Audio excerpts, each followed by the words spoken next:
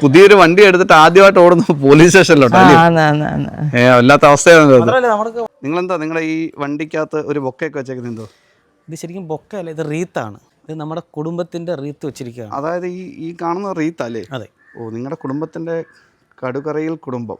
പുതിയ വണ്ടി വാങ്ങിയത് റോഡിൽ കൂടി ഓടി നടക്കാനുള്ള ആഗ്രഹത്തിൽ സകല സംവിധാനങ്ങളും ഉപയോഗിച്ച് വാങ്ങിയ വാഹനമാണ്.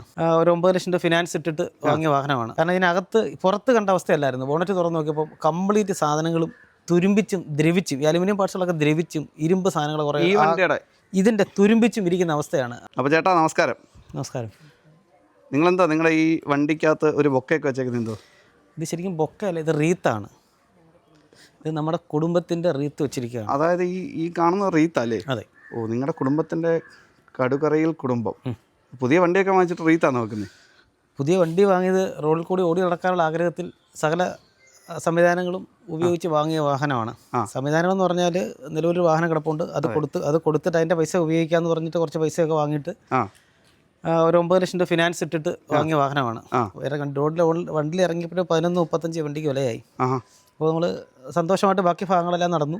ഡെലിവറി കഴിഞ്ഞ് വാഹനം വീട്ടിൽ കൊണ്ടുവന്ന് ഇതുപോലെ ഇവിടെ ഇട്ട്, അപ്പോൾ അവർ മാലയൊക്കെ ഇട്ട് നല്ല തുണിയൊക്കെ മാറ്റി കേക്കൊക്കെ മുറിച്ചിട്ടാണ് തന്നത്.